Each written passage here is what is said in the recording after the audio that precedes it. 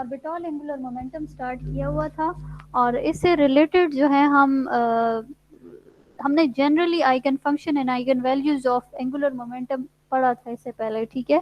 हमने जो हमारे पास जे था और जे स्क्वायर था एंड जे जेड था, उसके लिए मैंने eigen function and eigen values derive कर लिए थे। अब क्या है, अब जो मेरे पास स्पेसिफिक ऑर्बिटल एंगुलर मोमेंटम है जो एल जेड है और जो एल स्क्वायर है, ठीक है, जो ऑर्बिटल मोशन की वजह से एंगुलर मोमेंटम है, ठीक है, उसके लिए मैंने आइगन फंक्शंस और उसके लिए मैंने आइगन वैल्यूज फाइंड आउट करनी है, ठीक है। और ये जो हम फाइंड आउट कर रहे हैं तो ये हम स्फेरिकल हार्मोनिक्स में कर रहे हैं, ठीक है। स्फेरिकल हार्मोनिक्स में कर रहे हैं मीन्स जो कोऑर्डिनेट सिस्टम है वो मेरे पास पोलर कोऑर्डिनेट सिस्टम है, ठीक है। मैं आर थीटा और फाई की टर्म्स में बात करूंगी।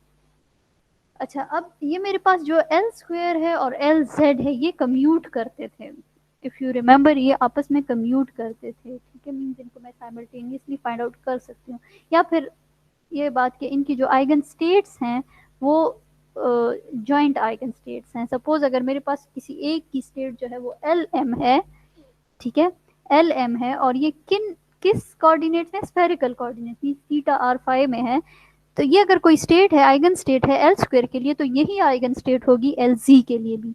सपोज आप एल स्क्वायर पे ये स्टेट अप्लाई करते हो तो आपके पास क्या आता है, H cut square L into L plus one. ये क्या, ये eigen value of l square है, ठीक है, ये eigen value of l square है। एल स्क्वायर को मैंने स्टेट एल एम पे अप्लाई किया तो मेरे पास आइगन वैल्यू आ गई एंड अगेन दैट स्टेट आ गई। सिमिलरली एल जी पे जब अप्लाई किया तो मेरे पास एच कट एम आ गया एंड अगेन दैट स्टेट आ गई है। अब जो एल सी है, एल स्क्वायर है, एल प्लस माइनस है, इनको मैं स्फेरिकल पोलर कोऑर्डिनेट्स में कैसे रिप्रेजेंट करूंगी। ये मेरे पास ये जो है ये मेरे पास प्री डिफाइन होते हैं, मतलब पहले से हमें ये पता होता है कि आप एल जी को जो है minus iota h cut partial by partial five लेते हो, ठीक है। इन चीज़ों को मेमोराइज करना पड़ता है, मेमोराइज ऐसा सच करना नहीं पड़ता। हम जब कोऑर्डिनेट सिस्टम्स पढ़ते हैं डिफरेंट, तो उसमें हम बताते हैं कि जो जी कंपोनेंट होता है किसी वेक्टर का तो उसको आप कैसे लिखते हो, जो एक्स कंपोनेंट होता है उसको आप कैसे लिखते हो in terms of polar coordinates, y components को in terms of polar coordinates कैसे लिखते हो, ये वहाँ से आ जाती है। तो यूजुअली अगर आपको मेमोराइज नहीं भी है तो पेपर में ये ऑलरेडी गिवन होते हैं, पहले से आपको बता देते हैं, ठीक है, कि L Z polar spherical polar coordinates में उसकी ये वैल्यू है और एल स्क्वायर की ये वैल्यू है, ठीक है। तो ये प्री डिफाइंड वैल्यूज है मेरे पास। L z spherical polar coordinates में minus iota h cut partial by partial five है। एल स्क्वायर जो है वो इस टर्म के इक्वल है, ठीक है। ये जो सारी टर्म है इक्वेशन 4, ये मेरे पास L square in spherical polar coordinates हैं। सिमिलरली जो एल प्लस माइनस है which is actually L x plus minus L y, means L x और एल वाई को ऐड करोगे तो एल प्लस आएगा, सब्ट्रैक्ट करोगे तो एल माइनस आएगा, वो आपके पास इन स्फेरिकल पोलर कोऑर्डिनेट इस टर्म के इक्वल है। अब आप एल स्क्वायर और एल जी इनकी वैल्यूज पे थोड़ा सा गौर करें, ठीक है। यहाँ पे आप देखिए फाइव पे डिपेंडेंसी है, एल जी की डिपेंडेंसी किस पे है, फाइव पे। आयोटा और एच कट जो है ये मेरे पास आयोटा और एच कट जो है ये कांस्टेंट टर्म्स हैं, ठीक है। Iota is -1 and H cut की कोई वैल्यू है 6.67 इंटू 10⁻32 समथिंग, ठीक है। तो means these are constant values. अच्छा, वो एच की वैल्यू, एच कट क्या होगी, उसको डिवाइडेड बाई 2 पाई कर दें। एल जेड की डिपेंडेंसी फाइव पे है। एल स्क्वायर की डिपेंडेंसी देखिए, एक थीटा फंक्शन है और एक फाइव फंक्शन है, ठीक है। मीन्स यहाँ पे क्या हो रहा है, आपके स्फेरिकल पोलर कोऑर्डिनेट्स में तीन एक्सिस होते हैं, एक आर होता है, एक थीटा होता है, एक फाइव होता है। लेकिन आपका एल जी और एल स्क्वायर जो है ना, एल जी जो है वो आर पे डिपेंड कर रहा है ना एल स्क्वायर आर पे डिपेंड कर रहा है। दोनों को अगर कंबाइन देखते हो तो दोनों एक फाइव पे डिपेंड कर रहा है और दूसरा थीटा एंड फाइव पे डिपेंड कर रहा है, ठीक है। आर जो होता है वो आपके पास रेडियल किसी भी फंक्शन का रेडियल पार्ट होता है, आर जो होता है, ठीक है।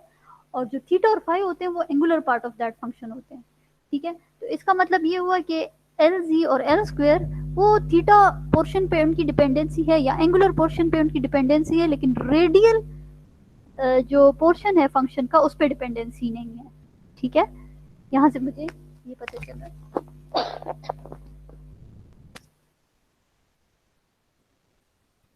तो इट मीन्स कि आप अगर थीटा और फाई जो है ये अगर मैं इनको अप्लाई करती हूँ स्टेट एल एम पे which is eigen state of L square and L जी, तो मेरे पास एक फंक्शन आ जाएगा, ठीक है। वो function suppose that function is Y L M, ठीक है।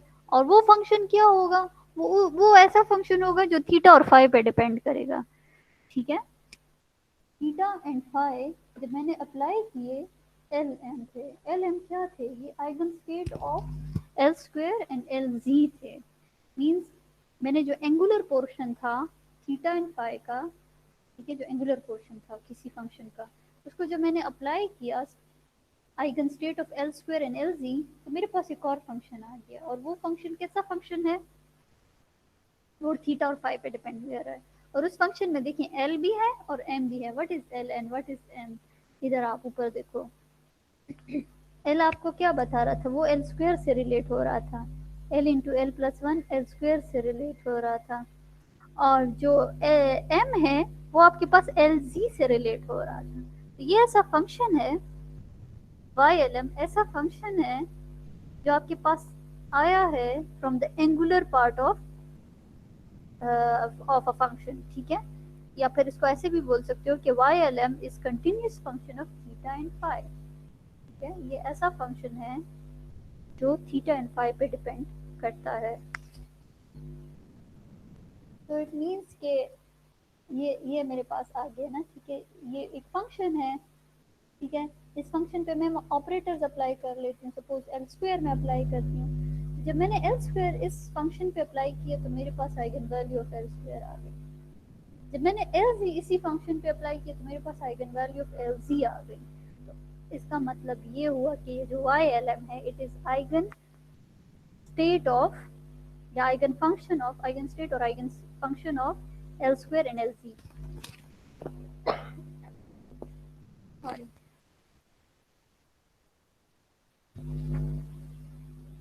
अच्छा, ऊपर आप देखो आपका जो एल जी है वो सिर्फ फाई पर डिपेंड कर रहा है, उसमें उसमें थीटा भी नहीं है। हाँ, एल स्क्वेयर जो है उसमें फिर थीटा है, थीटा भी और फाई भी है।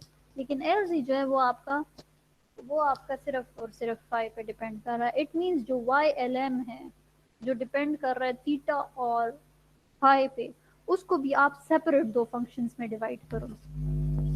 क्यों सेपरेट दो फंक्शंस में आप डिवाइड करो, एक आप उसको फाई में एक उसका आप फाई पार्ट बनाओ और एक आप उसका थीटा पार्ट बनाओ। जो फाई पार्ट होगा वो एल जी के लिए होगा और जो थीटा पार्ट होगा विथ फाई पार्ट वो आपके पास एल स्क्वायर के लिए होगा, ठीक है।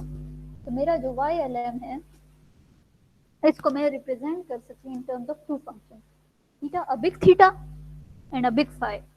Big theta is a function of theta and big phi is a function of phi.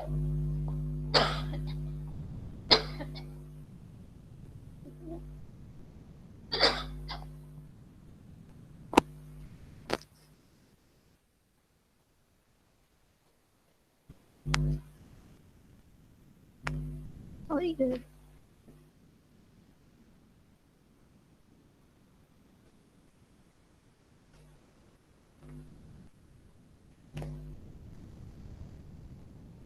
YLM को मैंने in terms of other two functions लिख दिया है, theta and phi। थीटा को देखें उसमें एल एम है और फाई में देखें उसकी डिपेंडेंसी सिर्फ एम में है, ठीक है। वो सिर्फ एम पे डिपेंड कर रहा है। फाई जो है एक्चुअली आपको एल स्क्वेयर के बारे में बता रहा है, सॉरी फाई एक्चुअली आपको एल जी के बारे में बता रहा है, ठीक है। तो देखिए फाई एल जी की डिपेंडेंसी फाई पे है ना, एल जी की डिपेंडेंसी फाई पे है। तो फाई में आपके पास जो क्वांटम नंबर आएगा वो एम आएगा क्योंकि एल जी की आइगन स्टेट क्या है, एम एच कट।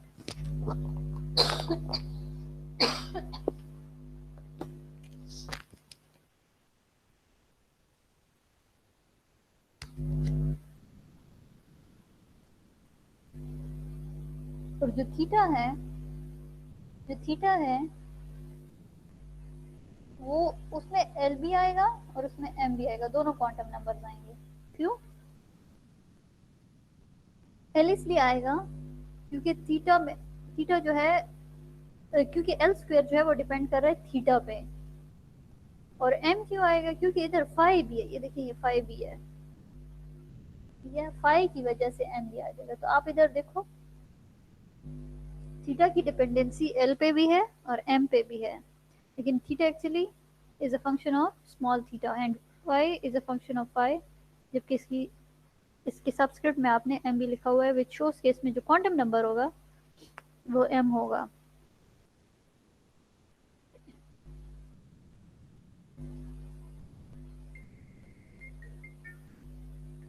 अच्छा, अब इसके बाद जो है, जब आप इसी स्टेट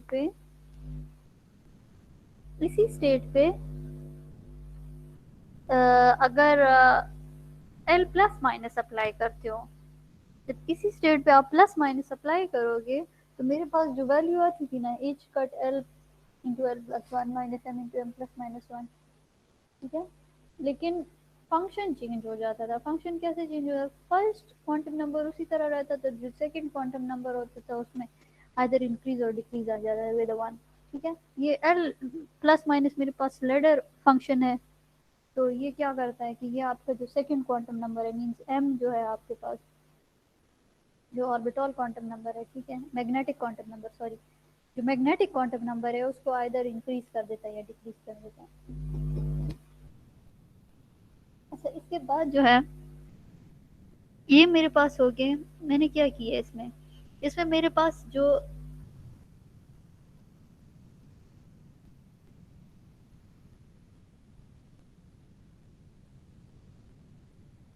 आइगन फंक्शन थे, ठीक है, उसका कॉन्सेप्ट मैंने थोड़ा सा डेवलप किया। मैंने क्या किया कि मैंने स्फेरिकल पोलर कोऑर्डिनेट्स लिए, ठीक है। अब जो मेरा वेव फंक्शन है ना वो स्फेरिकल पोलर कोऑर्डिनेट्स में है।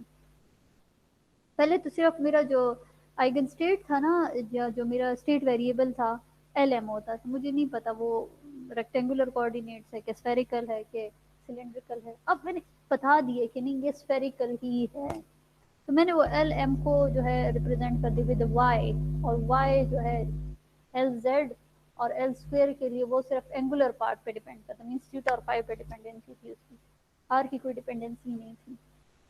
अब जरा मैं आइगन वैल्यूज को देखती हूँ, मेरे पास आइगन वैल्यूज क्या आती है, स्फेरिकल पोलर कोऑर्डिनेट्स में क्या आइगन वैल्यूज आती हैं।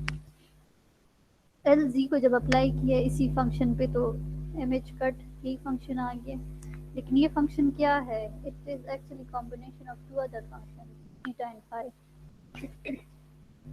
तो आप जब एल जी को इस फंक्शन पे सेपरेटली अप्लाई करते हो ना, थीटा एंड फाई पे अप्लाई करते हो, तो दोबारा से एम एच कट आ गया और ये जो दो फंक्शन हैं ये एज इट इज आ गए। लेकिन एल जी आपके पास स्फेरिकल पोलर कोऑर्डिनेट्स में कैसे होता है, वो आपके पास iota h cut minus iota h cut partial by partial phi के इक्वल होता है। तो यहाँ पे आप in terms of spherical polar coordinates लिखो अपने ऑपरेटर को।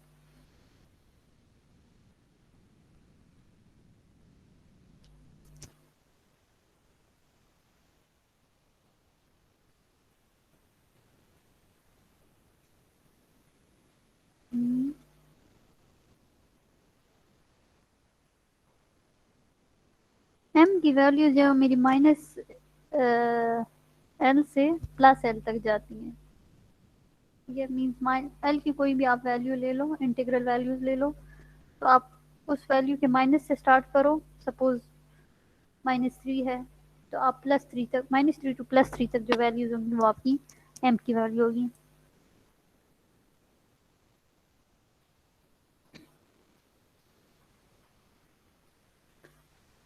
इट मीन्स अगर मैं स्फेरिकल पोलर कोऑर्डिनेट्स में भी ले रही हूँ अपने वेव फंक्शन को, ठीक है, या जो मेरा स्टेट वेरिएबल है, या जो मेरा आइगन स्टेट है, ये डिफरेंट नेम्स हैं एक ही चीज़ के, ठीक है, मीनिंग इनका सेम ही है, तो ये आपके पास एम एच कट ही आएगा हमेशा। एल जेड के लिए जो आइगन वैल्यू होगी वो हमेशा एम एच कट ही होगी। इवन अगर आप एल जेड को भी स्फेरिकल पोलर कोऑर्डिनेट्स में रहते हो तो तब भी आपकी जो आइगन वैल्यू होगी वो आपके पास वही होगी। इसके लिए चेक कर लेते हैं अब एल स्क्वेयर के लिए।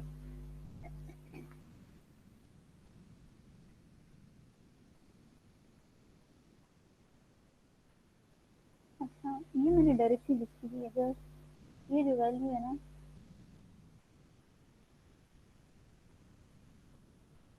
ये एक्चुअली आपकी बुक में डिराइव की हुई है, लेकिन वो टॉपिक आपके कोर्स में इंक्लूडेड नहीं है, तो मैंने यहाँ पे एज इट इज़ डायरेक्टली लिखी हुई है, ठीक है। कि जो आपका,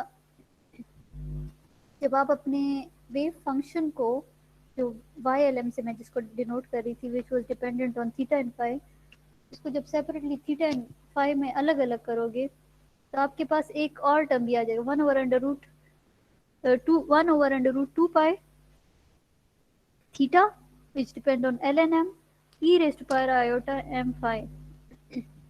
इसकी डेरिवेशन आपकी बुक में हुई है, मैंने भी की हुई है, बट वो कोर्स में इंक्लूडेड नहीं है, तो मैंने यहाँ पे, अच्छा अब एल स्क्वायर आपके पास, एल स्क्वायर आपने अब इस फंक्शन पे अप्लाई करना है, ठीक है। लेकिन वो मैं कैसे अप्लाई करूंगी, वो मैं उस तरह से अप्लाई करूंगी, मीन्स मैं डायरेक्टली एल स्क्वायर यहाँ पे नहीं अप्लाई कर सकती। एल स्क्वायर को मैं स्फेरिकल पोलर कोऑर्डिनेट्स में लूंगी, ठीक है, ये फॉर्म लूंगी मैं एल स्क्वायर की, और फिर यहाँ पे अप्लाई करूंगी। ये मैं अप्लाई करूंगी, ये देखें इसकी शक्ल कुछ ऐसी हो जाएगी, ठीक है। यहाँ से लेकर, यहाँ से लेकर यहाँ तक ये एल स्क्वायर है, और ये one over under root two pi, और ये वाली टर्म ये वाई है, ठीक है। जब ये आप अंदर अप्लाई करोगे, मीन्स ये जो ब्रैकेट वाली टर्म्स है, ये जब आप इन दो फंक्शंस पे अप्लाई करोगे, तो आपके पास आगे बस ये इन्होंने कुछ मैथमेटिक्स की हुई है, ठीक है। इसको आप एक नज़र देख लो ज़रा ध्यान से। ये इन्होंने क्या किया कि सिंपल ये वन ओवर साइन थीटा और पार्शियल बाय पार्शियल थीटा, ये डेरिवेटिव्स लेकर और फिर ये वैल्यूज मल्टीप्लाई करके ये ली हुई हैं, तो आप एक नज़र देख लो।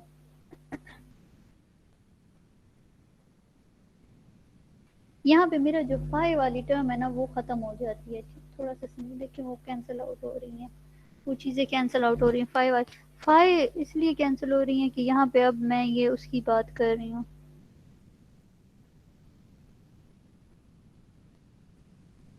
अच्छा, फाई की टर्म्स कैंसिल हो गई है, बाकी जो टर्म्स रह गई हैं उनके साथ बिगर थीटा है, ठीक है। तो ये चीज़ों को मैंने अरेंज किया हुआ है, जैसे ये माइनस जो है ये आपके पास अंदर जा रहा है पहले, ठीक है।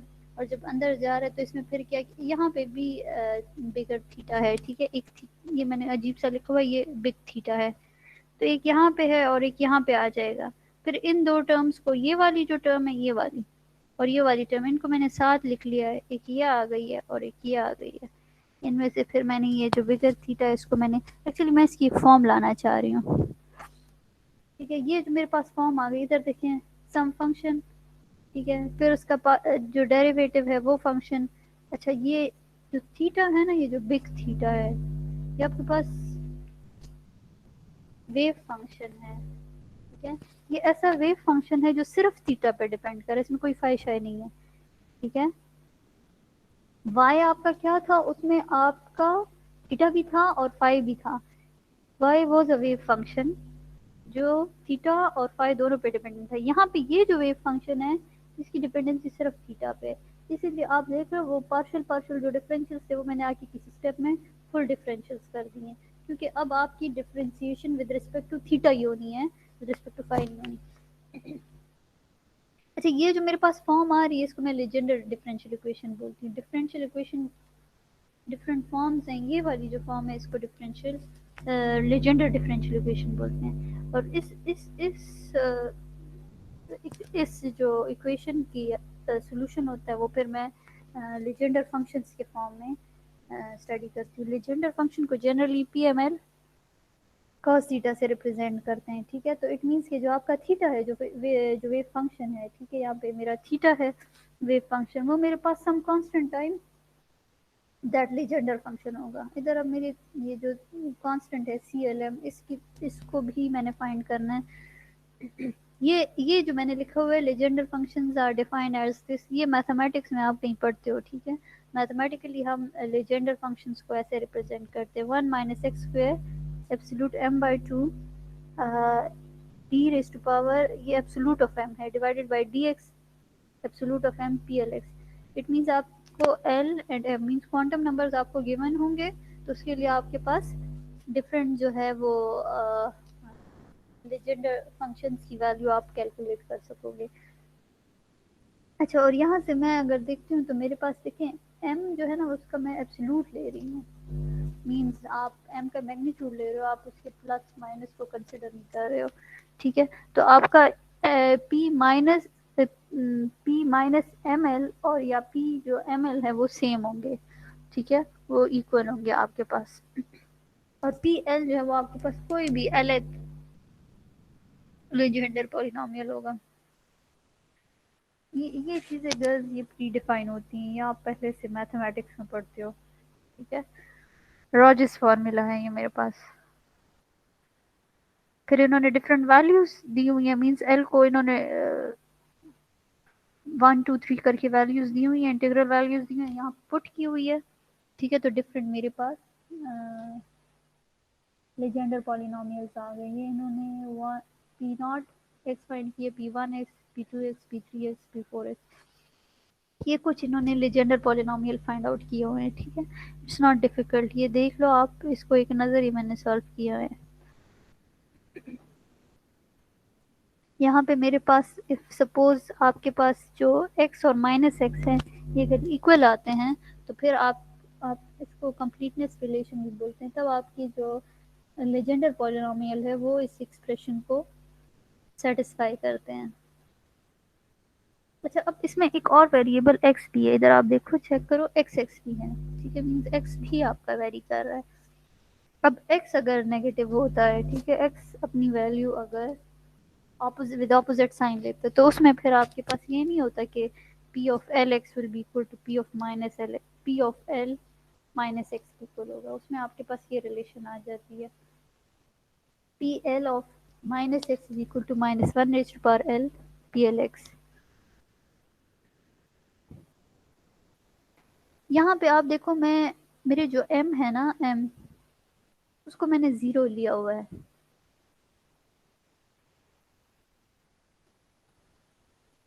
ठीक है, और मेरे फाइव पे कोई डिपेंडेंसी नहीं है, फाइव पे मेरी फाइव डिपेंडेंसी को मैंने इग्नोर किया हुआ है, वो आप देख रहे थे ना स्टार्ट में, फाइव दोनों साइड से कैंसिल आउट हो गया। फाइव जब दोनों साइड से कैंसिल हो गया तो ये जो मेरे पास पॉलिनोमियल आ रहे हैं लेजेंडर पॉलिनोमियल, इनको मैं एसोसिएटेड लेजेंडर पॉलिनोमियल बोलती हूँ या एसोसिएटेड लेजेंडर फंक्शंस बोलती हूँ, ठीक है। ये आपके पास क्या हो रहा है, फाइव पे डिपेंडेंसी नहीं है, मीन्स इसको हम एसिमेट्रिक वेव फंक्शन बोलते हैं। with respect to phi with respect to phi with respect to azimuthal angle आपका वेव फंक्शन नहीं चेंज हो रहा, मीन्स आप पाई को कोई भी वैल्यू दे दो, आप 2 पाई देते हो या 3/4 पाई देते हो, तो value of that function will not change. ये मेरे पास हो गया एसोसिएटेड लेजेंडर पॉलिनोमियल।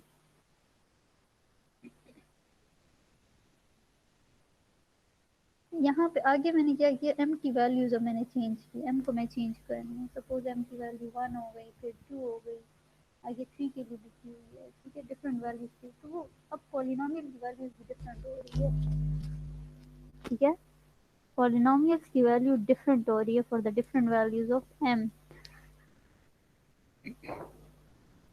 ये जो m के साथ वैल्यूज चेंज हो रही है पॉलिनोमियल की, इसको हम बोलते हैं लेजेंडर फंक्शन या फिर लेजेंडर पॉलिनोमियल। और जो m की वैल्यूज नहीं चेंज हो रही है, जो फाइव डिपेंडेंसी नहीं है, तो उसको एसोसिएटेड बोल रहे हैं, ठीक है। ये चीज़ आगे भी हम थोड़ा सा एक्सप्लेन करेंगे। फिर इसमें ये है कि हम बोल रहे हैं कि जो वेव फंक्शन है, फॉर एग्जांपल थीटा इधर मैंने लिया हुआ है, इसको मैं रिप्रेजेंट कर रही थी विद एल एंड एम, तो ये मेरे पास ऑर्थोनॉर्मलिटी कंडीशन को ओबे करेगा ऑब्वियसली। ऑर्थोनॉर्मलिटी कंडीशन को फिर आपने इस तरह से लिए कि आप जो फंक्शंस हैं वो उनको in the form of theta and phi ले रहे हो, ठीक है, इसमें आर नहीं कंसिडर करना। यहाँ पे मैंने थीटा लिया हुआ है, थीटा की वैल्यू 0 to 2 पाई होती है, सॉरी फाई लिया हुआ है, फाई की वैल्यू 0 to 2 पाई होती है, और फिर थीटा के साथ साइन थीटा भी आप पुट करते हो तो वो 0 टू पाई ये वैल्यू। इट मीन्स कि अगर आप y में लेते हो, ठीक है, which is in spherical, which is wave function in spherical polar coordinate, तो वो वेव फंक्शन भी आपके पास ऑर्थोनॉर्मल होगा। If l n l prime m n m prime are equal, तो फिर आपके पास क्या होगा, इस इक्वेशन की वैल्यू आएगी। लेकिन अगर नहीं इक्वल होंगे, अगर नहीं इक्वल होंगे, l n n prime will not equal to l, l आपके पास एल प्राइम के ना इक्वल हो या फिर एम आपके पास एम प्राइम के इक्वल ना हो, तो फिर आपके पास इस इक्वेशन की वैल्यू 0 हो जाएगी। ये बात ये मैं आपको कह रही थी कि ये मैंने यहाँ पे एज इट इज लिखा हुआ है, लेकिन ये डिराइव किया हुआ है आपकी बुक में, विच इज नॉट इन। ये अब मैंने क्या कर दिया, यहाँ ये मैं सब कुछ जो कर रही हूँ, मैंने सी एल एम की वैल्यू फाइंड करनी है और सर नॉर्मलिटी कंडीशन से फाइंड कर रही हूँ। वो जो कांस्टेंट है ना यहाँ पे कांस्टेंट, ये आप देखें, ये जो कांस्टेंट आ रहा है CLM, इसको मैंने फाइंड करना है, ये क्या वैल्यू थी और फिर नॉर्मलिटी कंडीशन से मैं फाइंड कर रही हूँ। तो नॉर्मलिटी कंडीशन से या फिर इसको नॉर्मलाइज, वेव फंक्शन को नॉर्मलाइज करके, वेव फंक्शन को नॉर्मलाइज करने का मतलब ये है कि आप वो वेव फंक्शन लो तो फिर उसका कॉम्प्लेक्स कॉन्जुगेट लो और आंसर किसके इक्वल कर दो, 1 के इक्वल कर दो। तो वेव फंक्शन मैंने दिया और फिर उसका कॉन्जुगेट दिया, wave function and it's conjugate, दोनों को जब आप मल्टीप्लाई करते हो तो एब्सोल्यूट आता है, उस वेव फंक्शन का एब्सोल्यूट आता है, स्क्वायर आ जाता है। ये सारी टर्म जो है वो 1 की इक्वल हो गई है। दूसरी साइड पे आपने क्या किया, ये वाई एल एम जो है ना, वाई एल एम, ये मेरे पास ऊपर देखें इसकी इक्वल था, थीटा की डिपेंडेंसी दी है ना, CLM PML cos थीटा, तो दूसरी साइड पे ये पुट कर दिया है, ठीक है, CLM PML cos थीटा। तो स्क्वायर इसलिए लिया हुआ है कि वेव फंक्शन एंड इस कॉम्प्लेक्स कॉन्जुगेट दोनों मल्टीप्लाई होते हैं तो स्क्वायर हो जाते हैं। यहाँ पे भी ये स्क्वायर हो जाएगा। अच्छा, ये जो बाकी चीज़ें हैं ये आपके पास वॉल्यूम के लिए आई है, ये जो टर्म्स है ये वॉल्यूम की वजह से आई हुई है।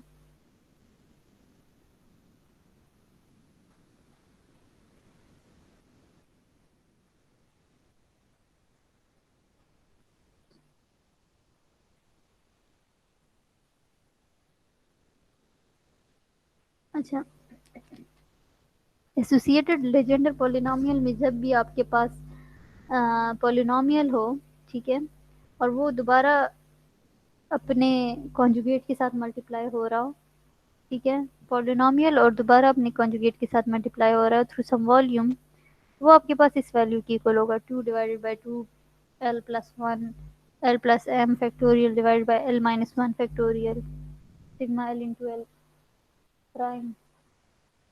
ठीक है, ये वैल्यू जो है यहाँ पे पुट कर लो, इधर इधर पुट कर लो, ठीक है, इधर यहाँ पे पुट करोगे, यहाँ से तो सिंपल 2 पाई आ जाएगा, इधर पुट करोगे इधर, तो ये सारी टर्म आ जाएगी, ये सारी टर्म आएगी ना, ठीक है।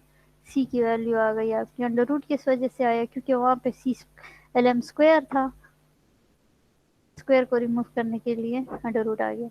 अब आपका जो एल स्क्वायर था